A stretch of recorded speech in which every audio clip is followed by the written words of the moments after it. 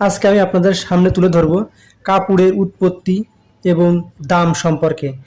একই ধরনের কাপড় রাস্তার সাইডে বা ভ্যানের উপরে বিক্রি হচ্ছে ৩০০ টাকা। এই কাপড়টাই দোকানে বা উপরে চলে গেলেই বিক্রি হচ্ছে ৩,০০০ থেকে ৫,০০০ টাকা। একই ধরনের কাপড় এত টাকা ডিস্টেন্স বা পার্থক্য কিভাবে হতে পারে? মানুষ কেমন ব্যবসায়িক হলে এত টাকা বেশি দামে বিক্রি করতে পারে? আজকে আমি আপনাদের মাঝে তুলে ধরব কাপড় তৈরির সেই প্রাচীন ইতিহাস। ভিডিওটা শেষ পর্যন্ত দেখবেন এবং সব কিছু সম্পর্কে বিস্তারিত জানতে আমার এই ইউটিউব চ্যানেলটি সাবস্ক্রাইব করবেন। মানুষের পোশাক বা জামা কাপড়ের উৎপত্তি আসলে খুব প্রাচীন। প্রায় ৭০,০০০ বছর আগে থেকে মানুষ পশুর চামড়া বা গাছের শেকড় দিয়ে তৈরি কাপড় তৈরি করত। তবে সজ্জনতার জন্য সুতি বা সুতা দিয়ে বানানো কাপড়ের ইতিহাসটা মিশরীয় সভ্যতায় খুঁজে পাওয়া যায়। সাধারণত খ্রিস্টপূর্ব ৩,০০০ বা তার আগের সময় থেকেই। বর্তমানে সবচেয়ে বেশি জামা কাপড় তৈরি হয় চীন দেশে। চীন দীর্ঘদিন ধরে বিশ্বের সবচেয়ে বড় পোশাক উৎপাদনকারী দেশ। ২০২৫ সালের পরিসংখ্যানে তাদের পোশাক রপ্তানি প্রায় $১১৩ মিলিয়ন।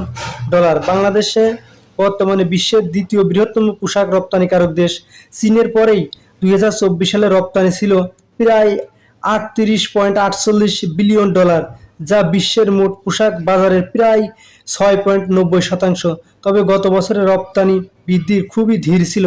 তবে ভিয়েতনাম দ্রুত এগিয়ে আসছে বলে ঝুঁকি রয়েছে। বাংলাদেশের তৈরি পোশাক রপ্তানির দিক থেকে যুক্তরাষ্ট্র হলো একক দেশ হিসেবে সবচেয়ে বড় গন্তব্য, যা বাংলাদেশের মোট পোশাক রপ্তানি প্রায় 18% গ্রহণ করে। তবে অঞ্চলগতভাবে দেখলে ইউরোপীয় ইউনিয়ন গোষ্ঠী সবচেয়ে বড় শেয়ার নেয়, প্রায় 40%। বাংলাদেশে সবচেয়ে বেশি পোশাক তৈরি গাজীপুর জেলায়, যা ঢাকা বিভাগের একটি প্রধান শিল্প ও গার্মেন্টস কেন্দ্র। গাজীপুরে বাংলাদেশের গার্মেন্টস কারখানার প্রায় ৭৫% অবস্থিত, যা অন্যান্য অবস্থান, শিল্প কল্যাণ প্রকল্প এবং শ্রমিকের সংখ্যা সব মিলিয়ে একটি দেশের পোশাক উৎপাদনের অন্যতম কেন্দ্র হিসেবে গড়ে উঠেছে। বাংলাদেশের তৈরি সবচেয়ে দামি পোশাক নিয়ে সুনির্দিষ্ট কোনো র্যাঙ্কিং নেই, তবে জামদানি শাড়ি অত্যন্ত ব্যতিক্রমীয় দাম হিসেবে বিবেচিত। উদাহরণস্বরূপ, এটি জামদানি শাড়ির দাম ১,১৯,৯৯৯ টাকা, যা প্রচলিত বাজারের তুলনামূলক খুবই বেশি। বিশ্বের সবচেয়ে দামি পোশাক হিসেবে মারিলিয়ন মনরো ১৯৬২ সালে